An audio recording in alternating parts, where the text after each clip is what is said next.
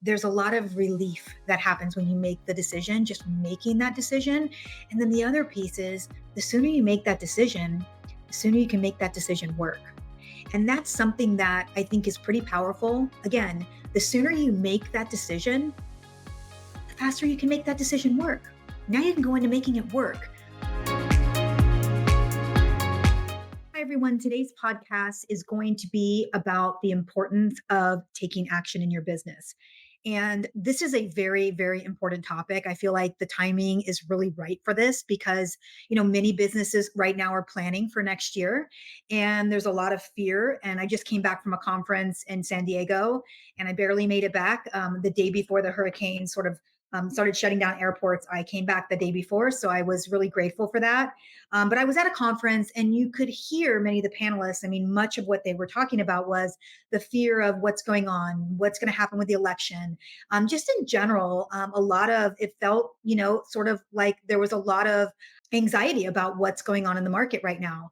And I will tell you that it's really important as a business that you're taking action. And while that sounds very obvious, I think there's so many businesses that do not take action. And there are many, many brands right now that are in a very strong market position and they're not taking action. So I feel like there's a great opportunity to talk about decision making and the importance of taking action in your business. I am a firm believer that inaction is the enemy of momentum. And I talk about momentum a lot because one of the things that I'm really proud of in my career is being able to go in businesses and create momentum much quicker than most because I'm able to see what the opportunities are. I understand how to make decisions. I know how to discern what is the right decision for right now in a business. And I'm great at having those discussions with founders to help them be comfortable with making decisions. Because believe it or not, a big part of what founders really suffer from is decision paralysis. I see this a lot. Part of it is because there's so much information out there. I think you can Google, you can go to a conference. Everyone has a point of view. There's a million different tech stacks that you can purchase as an example. There's a million different ways to market your brand. There's all of these there's just so many resources. It's almost like overkill to the point where you don't really know what the right decision is. And I get that. I'm human too. I've seen that as well. But it's my job to be able to come in and recognize what are the right decisions for your business right now and what are the decisions you can make that will create the biggest impact with the lowest amount of effort. That is a big thing that I think businesses don't think about. And I think if they did kind of frame their decision making around what is the best decision for my business right now that is going to create the maximum amount of impact with the lowest amount of effort. And also, I'll give you this little tool I use, which I think is super helpful. And I've shared this with a lot of many founders. Jeff Bezos says there are one-way decisions and there are two-way decisions. And I love this. I just love this because I think it really puts things in perspective. So one-way decision is very difficult to reverse. And so those decisions can look like launching new products, selling your company, bringing in a partner in your company. These are big decisions that could be very difficult to reverse. And those are decisions that you should be taking your time. You should be seeking counsel. You should be going through a decision making process to make sure that you feel very comfortable with that decision and that it makes sense for your business. And then there are two-way decisions. And two-way decisions are what most decisions are. Those are decisions that if you make them and then they're not the right decision, you can reverse it. And I feel like there's a lot of two-way decisions that are in companies that aren't made because every decision is being treated like a one-way decision.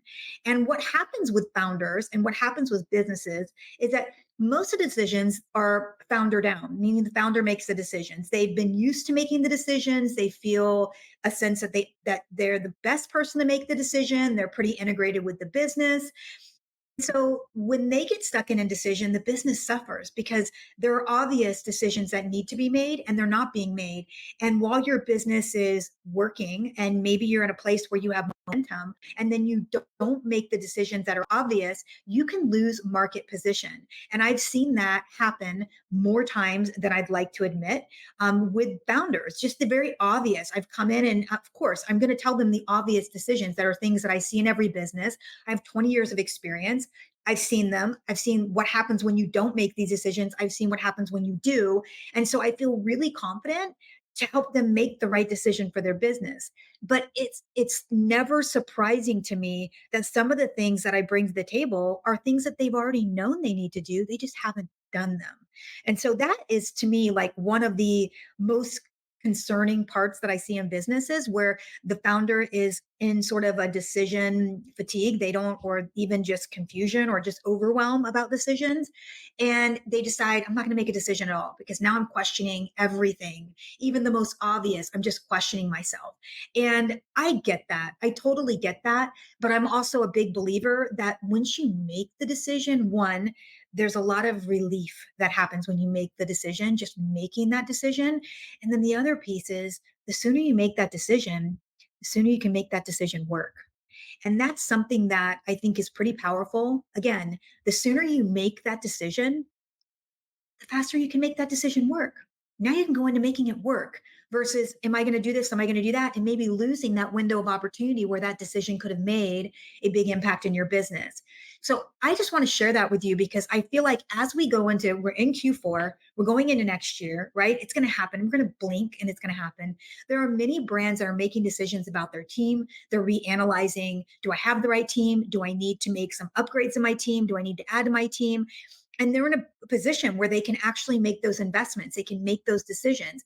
And I hope that you will make the decisions that you feel are right for your business, and that you will look at some of these decisions as two-way decisions. I mean, you literally can reverse many decisions in your business, but I think it's really important to actually make decisions that you can see what the outcome's going to be, because decisions create momentum, and momentum creates upside, and then it creates some failures, and those failures are what help your business move.